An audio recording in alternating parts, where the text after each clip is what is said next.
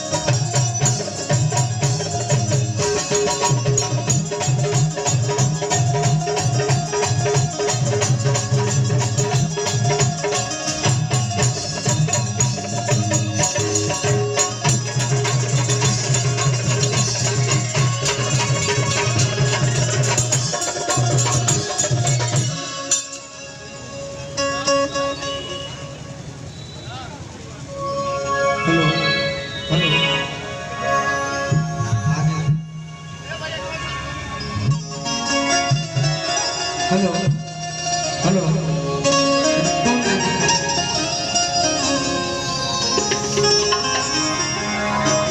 Hello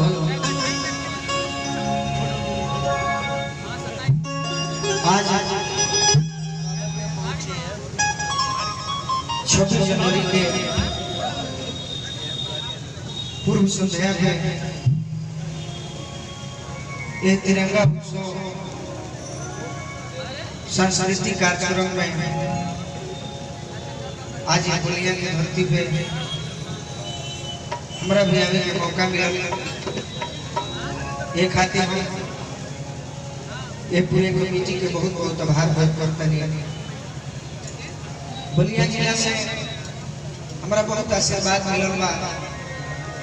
वैसे तो हम बड़ा गायक चाहे कलाकार लिखी, बाकी फिर भी जो मान सम्मान प्यार हमेशा हमारा मिलन बा।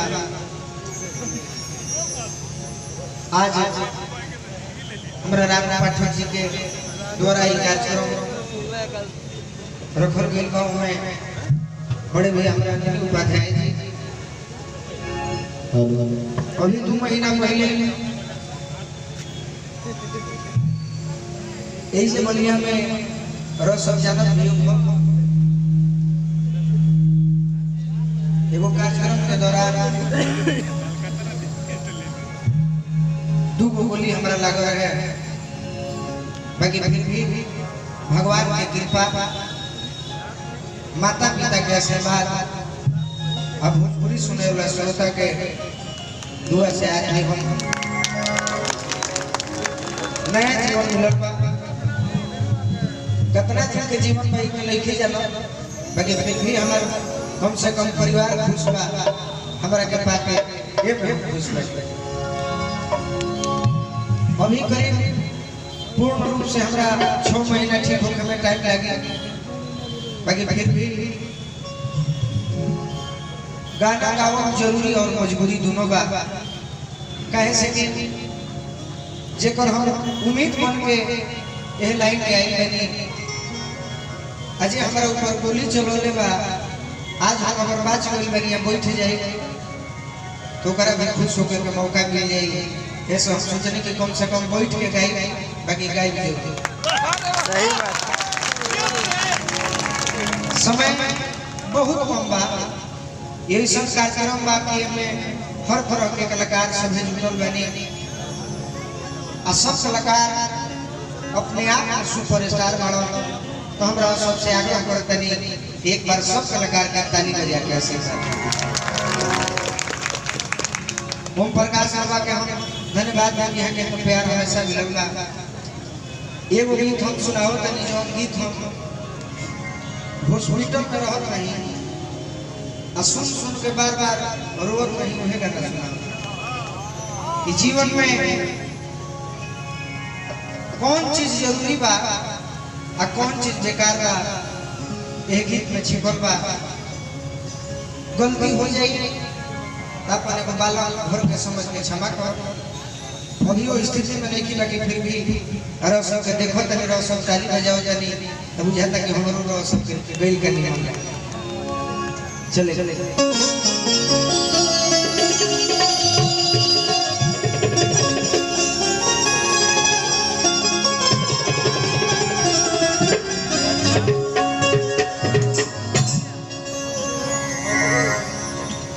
घर में रुपया पैसा भर पा ताज अगर हम बाचो भी टाइम बताओ तो पैसा के को नहीं खिला चल वो हरी जी 5 बजे तो हां 5 बजे नीचे कर तो नीचे ना कैमरा चल रही बा साधा को होता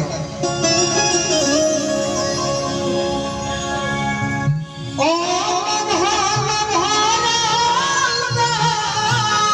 अरुण जाते ने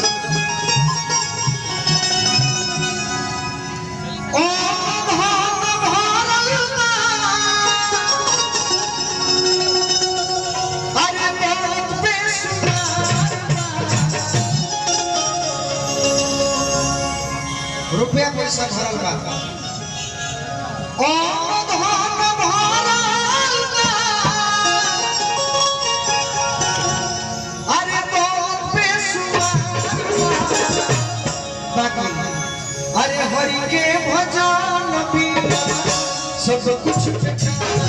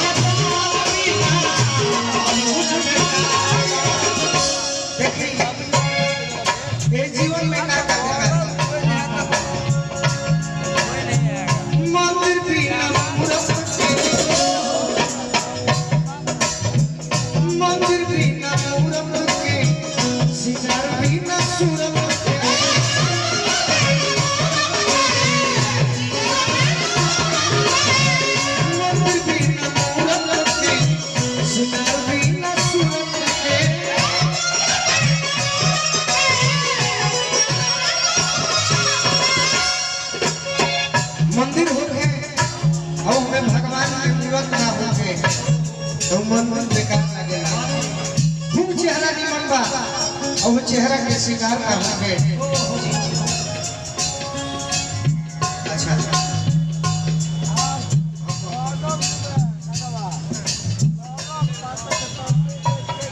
सौरभ पाठक जी हमारा बड़का भैया की ओर से बहुत बहुत पुरस्कार है।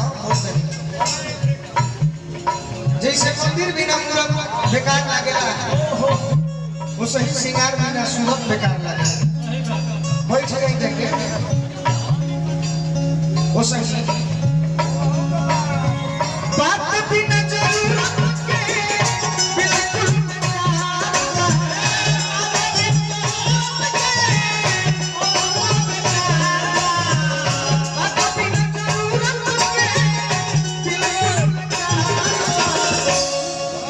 जहाँ बात बोले के स्थान होते वैसे बोले के चाहिए।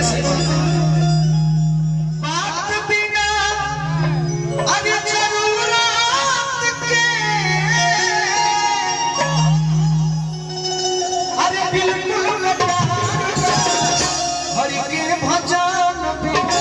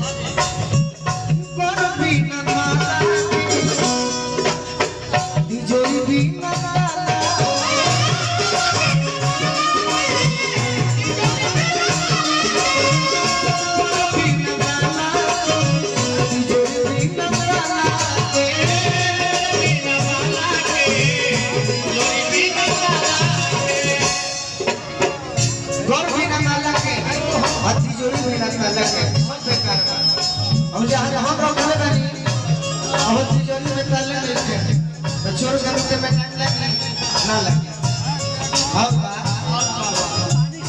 गायक भी न लागे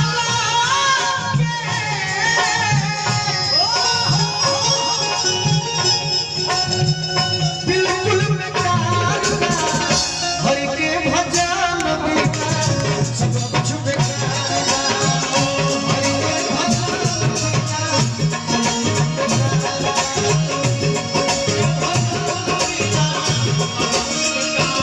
समय नहीं है हमारे यहाँ और इस मंच पर समान गाना ही मेरे लिए हाजिरी के रूप में है। जब हम ठीक हो जाएंगे तो जीवन भर गाना है, इसलिए लास्ट लाइन कहते हैं चिड़ै बिना चोंच के बल बिना पूंछ के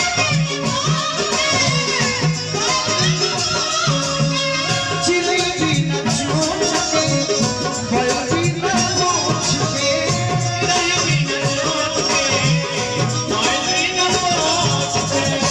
चिड़ै भी बिना चोंच के बेकार लगे अब बल बिना पूंछ के बेकार लगे आई वो बात मोहब्बत बिना पूंछ के मोहब्बत बिना पूंछ के बिल्कुल बेकार अरे की हरि के भजन बिना अरे सब कुछ बेकार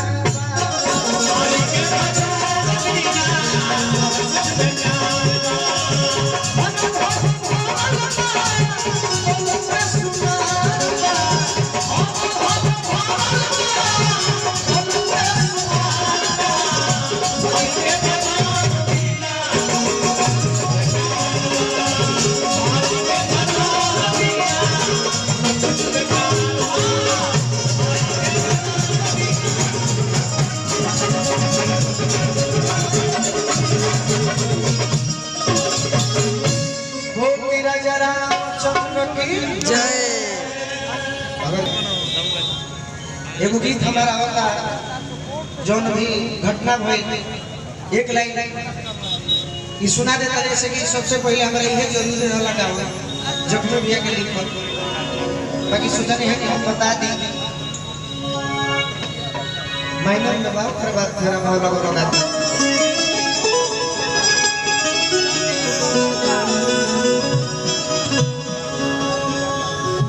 माइक से बार बार बार कहता नहीं कि तोहर कृपा से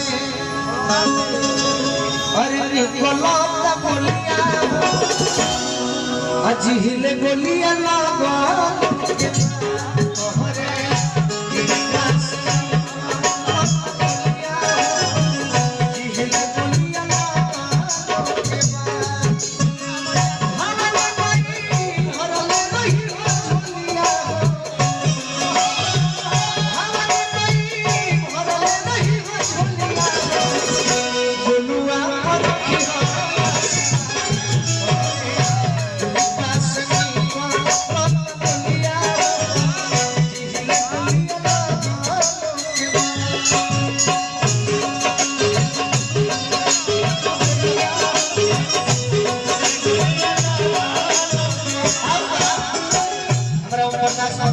हम सब नहीं जानते हैं प्रकाश बाबा पापा के परनवा जनवा धनवा होई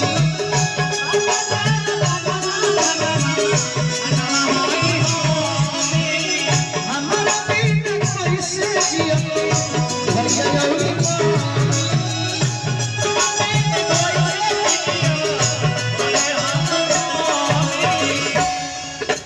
सच्चाई पापा के परनवा जनवा धनवा होई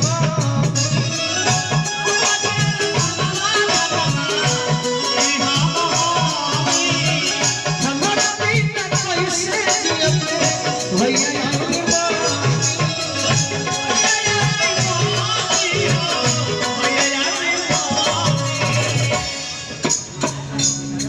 कैसे रहित सब यारवन के टोलिया हो कोई से रहिते सब यारवन के टोलिया हो जिहिले गोलिया हरे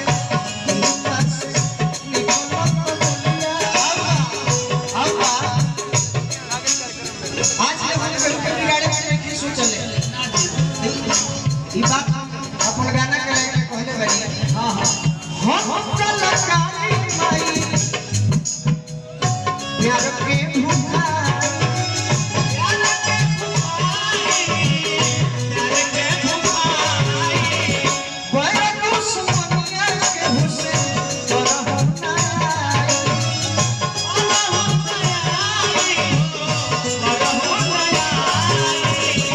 हम कलाकारी हम जनबे करते हमर काम का गन्नवा गाई बैठी अरे गन्नवा गाई बैठी खाट अरे खोलिया गन्नवा गाई बैठी खतया खोलिया रह जाए करे बाजा मौला मार दे कि जिहिले गोलिया लालो रसम कैसे बात का बाकी ये गाना बोले रही आई गाना के भाग में कि कहीं मुखड़ा है कहीं अंतरा का हमर काम भी हो जाई आगे के कलाकार का समय भी मिल जाए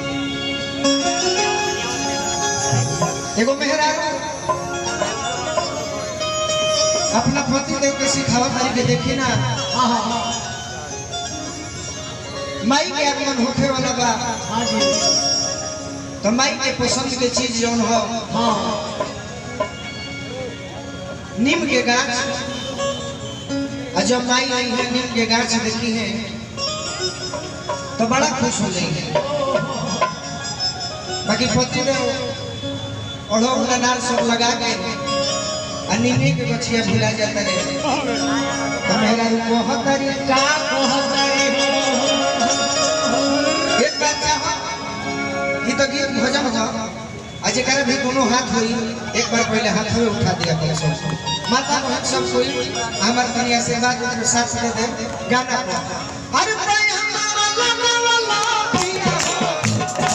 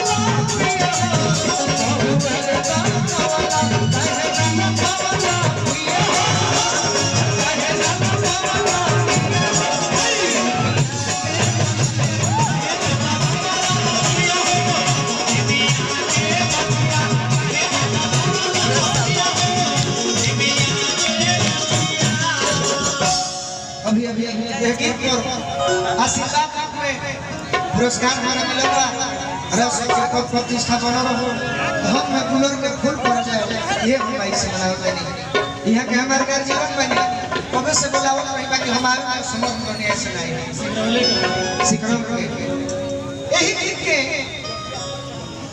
भाव में धुन भी गौले रहनी जब पत्थर बाहर जाए की तैयारी के लिए बड़े खुशियां में तब पत्नी को हतारी की बाहर मत जाए तब पति देव को हतार अरे प्यारी हो देश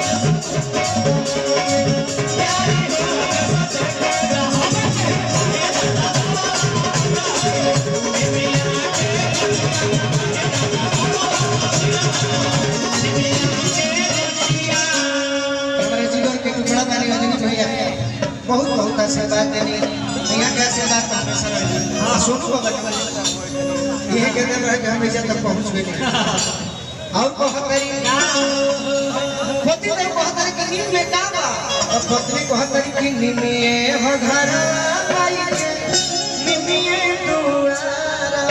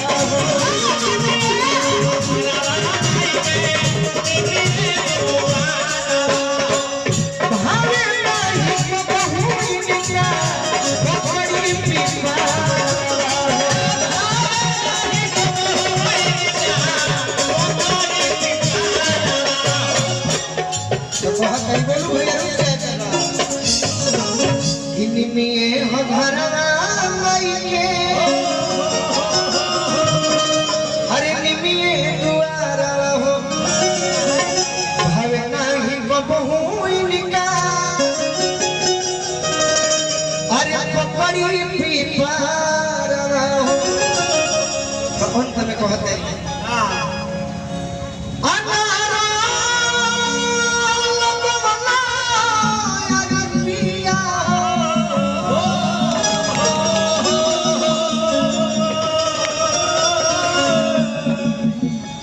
डॉक्टर जया पाठक और डॉक्टर शालिनी राय जी के माध्यम से बहुत बहुत आशीर्वाद मिला।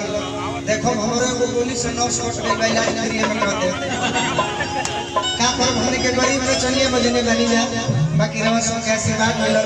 हम दिल से दोनों अपना दीदी लोग के ऐसे से गोड़ छुके गोड़ लगता नहीं आशीर्वाद के प्रतीक्षा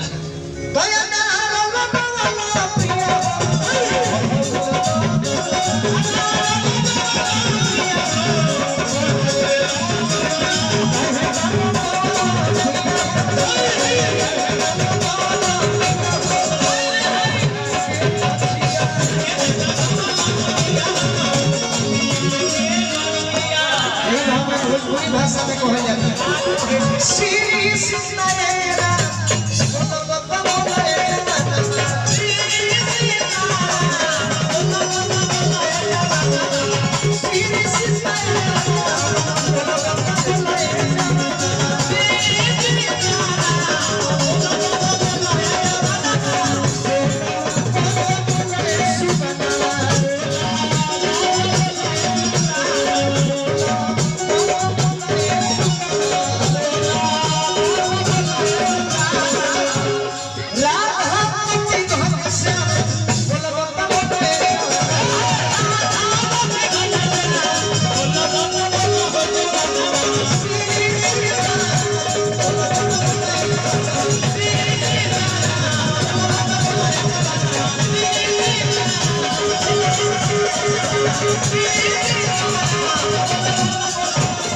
बहुत बहुत धन्यवाद रानू पाठक जी हरी सिंह देव जी को से तो कौन व्यास चला के गा दे एक बार प्रोग्राम में दौड़ जाते हैं तो कह देना कौन हमारा बैग में गोली बंदूक डालता है धरा के बोलो राजा जी जौन जौन मन करता हूं तुम गाए कौनो जी कोई हां अभी 20 साल की उम्र में घटना भी घट गई तो जीवन उथल थथल रहा बाकी गीत के फरमाइश ला गीत वही जो कर्ण प्रिय हो और जिसमें अश्लील शब्द न हो बाकी आज के समाज में सब बाकी हमारा गीत के फरमाइश आई करते रखती जे भी फरमाइश के लिए हमारे घर जीवन सबका के धन्यवाद है। आइए हम खड़ा है मेरा बस फरमाइश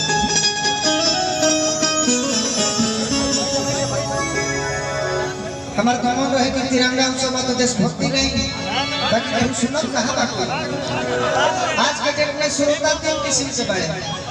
पहला श्रोता सुख लेखा, मैं सुख में धक बौरबा फटक देता है।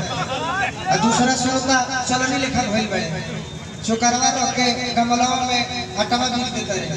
और तीसरा श्रोता आज के डेट में उखर लेखा भइल बाड़े, जौने मिले तो धक टूट देता है। लॉकडाउन भइल है, देखो चुटकीला सुन ले तो हंसा देते।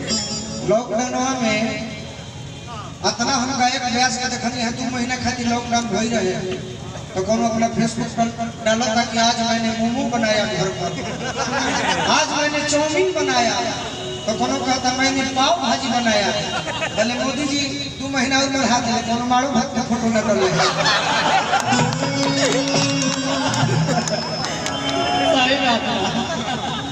लव हिज गो हिज गो एगो लड़का है लड़की से कहत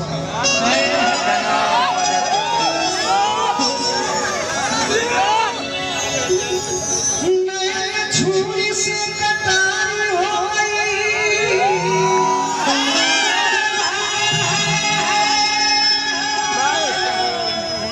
इन्हें परेशान बड़ा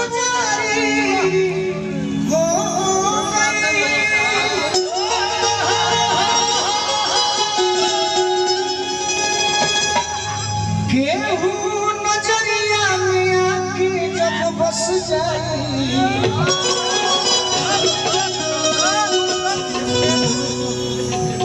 रजनी हो कि प्रेम के बीमारी हो।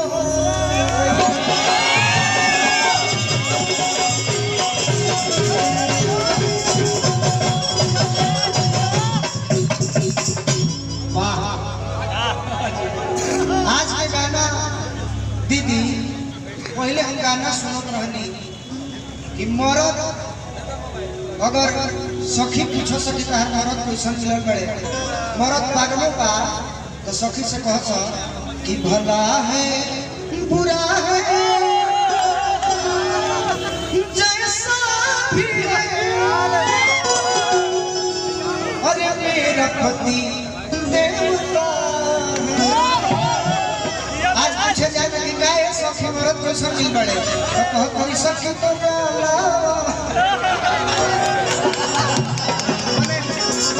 अपना मरद के दो गाला बहुत तारी सब वो तो बोलवे बोके मेहरा भइली सब।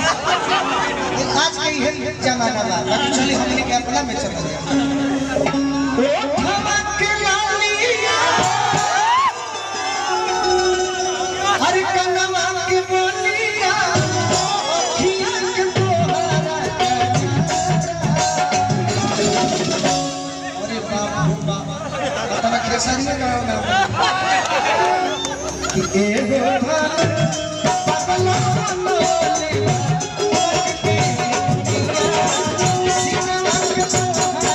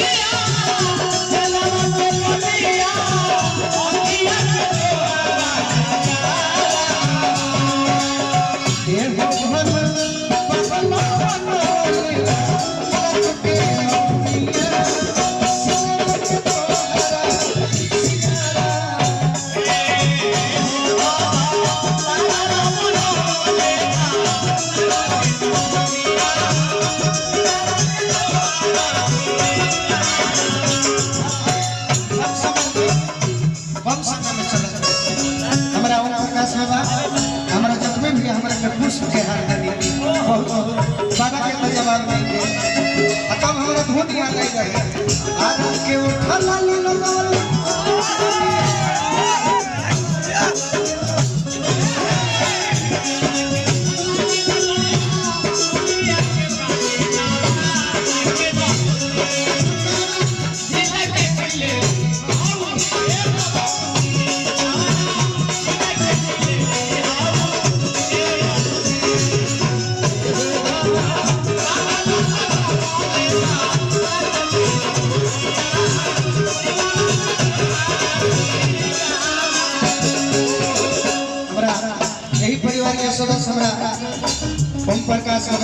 सुपुत्र साथ के साथ हमरा रानू भैया हमर के आशीर्वाद देनी लइका कहता रहो देखिया चल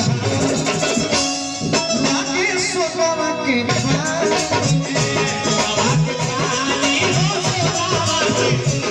देखिया चढ़ावा लागे सोनावा के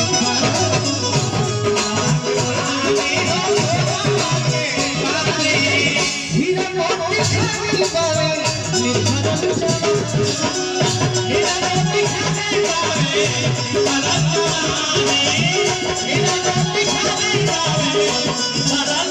हमारा सोनू बाबा हमारा अंजलि भैया लइका हंसलू तो अभयस जीवला लइका चलयस चलके मिलारा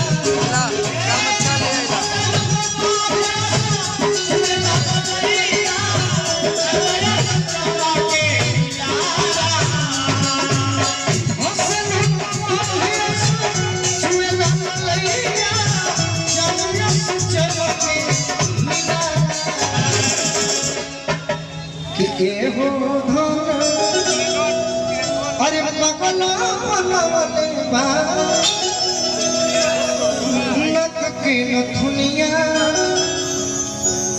जान मारे सोर हो अरे सिंगारा बाकी चलते चलते हमारा चंदन भैया बहुत बहुत पुरस्कार दे दी रहा सब ही तरी बना रही बाकी गीत गा के बंद करी तो श्रोता भी नहीं है किले दाली का के बहुत किल बड़े से चलते चलते कौन तो हरि गुण गा के जीवन बना मेरे पता हरि गुण गा के जीवन बना मेरे पता हरि गुण गा के जीवन बना मेरे पता हरि गुण गा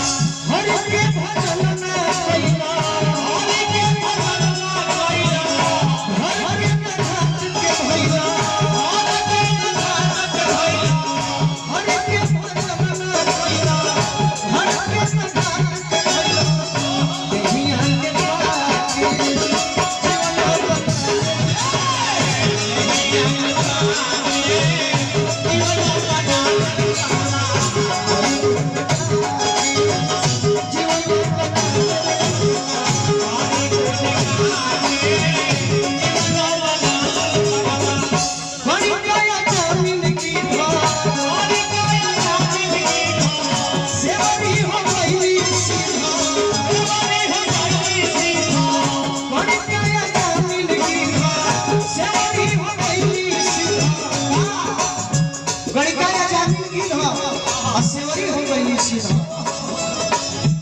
के भजन में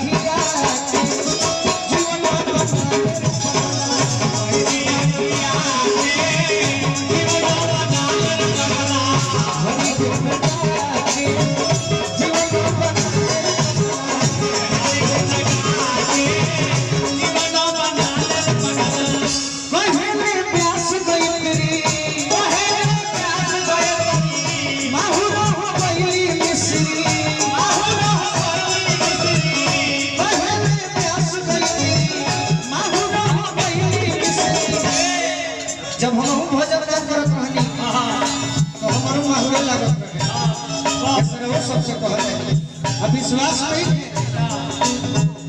कहे में प्यास गई माहुरा हो गई मिश्री चौको बजाता अरे देखी लो या जमा के जीवन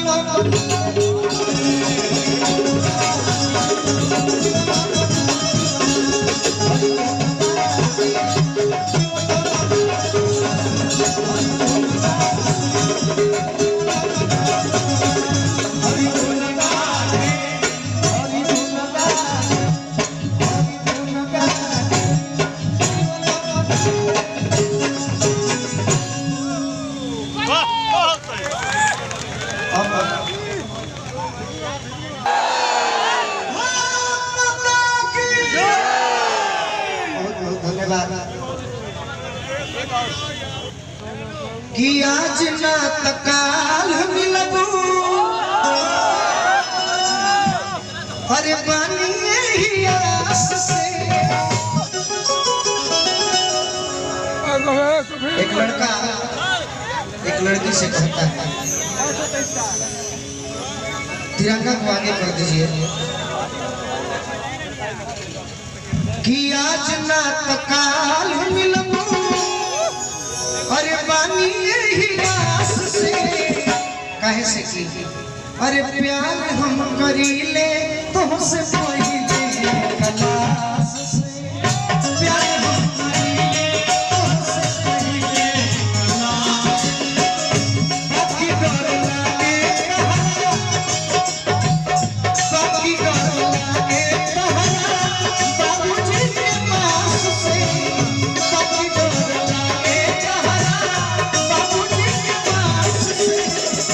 प्यार हम करीले तुमसे पहले कलास से। प्यार हम करीले तुमसे पहले कलास से। प्यार हम करीले तुमसे पहले कलास से। प्यार हम करीले हमारे चंदन भैया आई फरमाइश वाला एक बार कराओ। कोहे में कोलू सिंह रो गई लगा रे, रो गई लगा रे, रो गई लगा रे। जो दिन मिले बोलता जहर लेके खाए। जो दिन मिले बोलता हारे लेके खाए।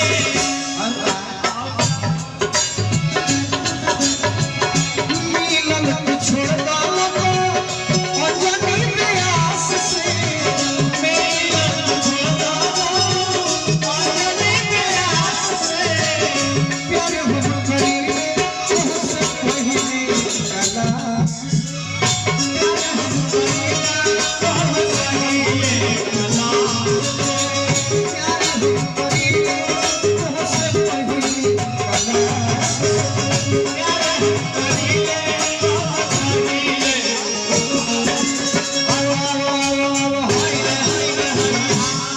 चलिए धन्यवाद। अब तनी भी फलक लगा था एक लाइन देशभक्ति गा के जरूर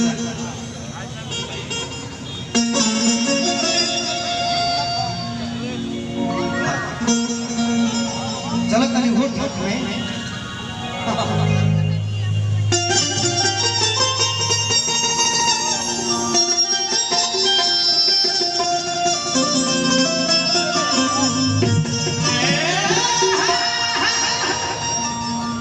आज पूरा देश अगर सुरक्षित बा हमने के चैन से सुता तनी जा हौसला तनी जा बोलो तनी जा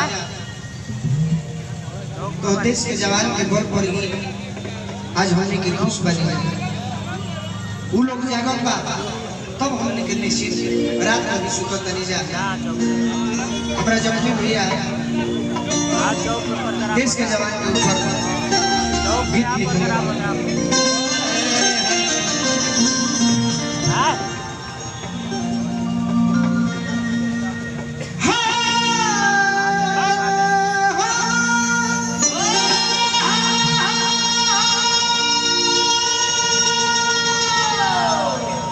सिपाही चाचा भारत माई के इज्जत बचाल।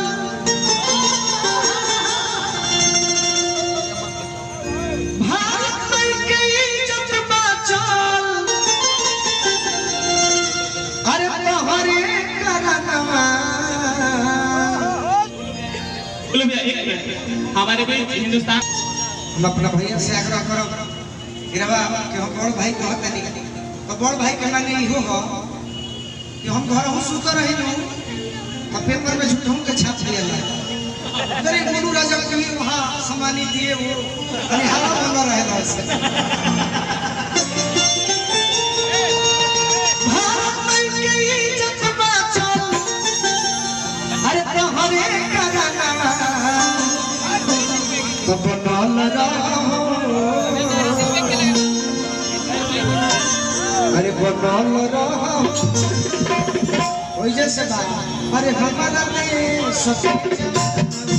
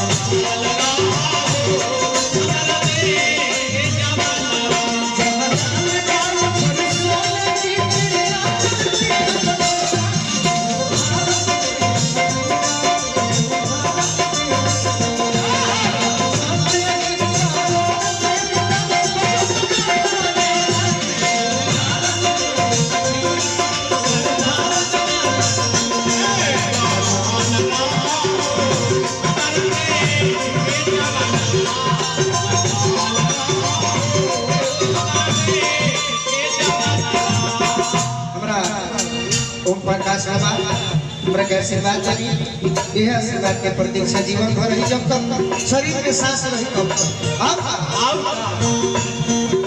अरे देश के जवान रोवे सपनी गिरा सब के काम है सपना दुश्मन से लड़े सीमावा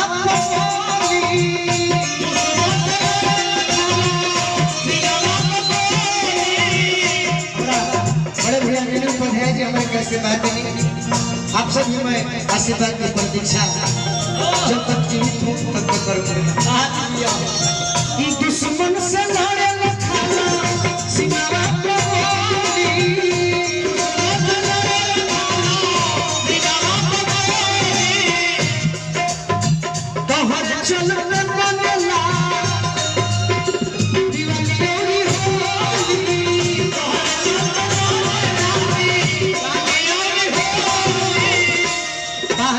से जड़ा अरे की दुल्हन से प्यारा रे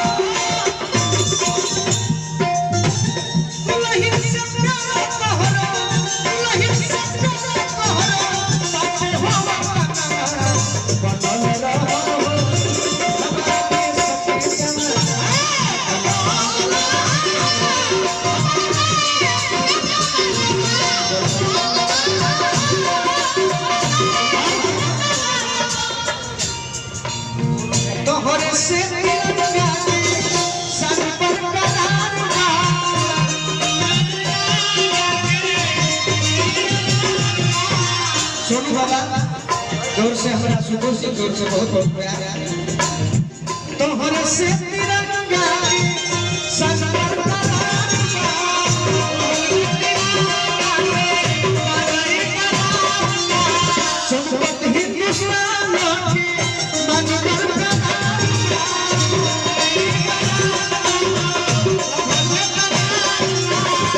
बड़े बड़े गीत पर पुरस्कार देंगे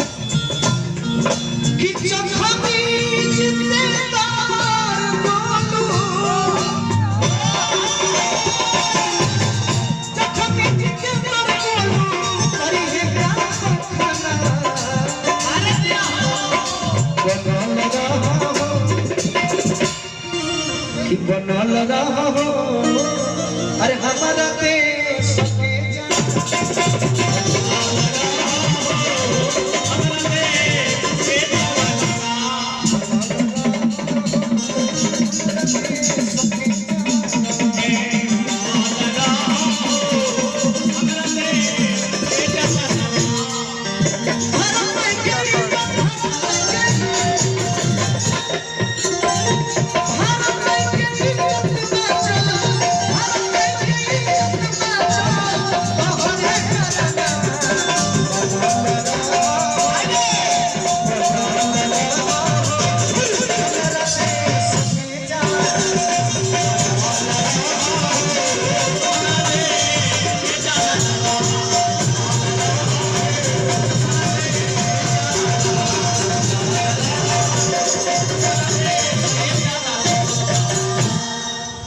बहुत बहुत धन्यवाद, सबके प्रणाम।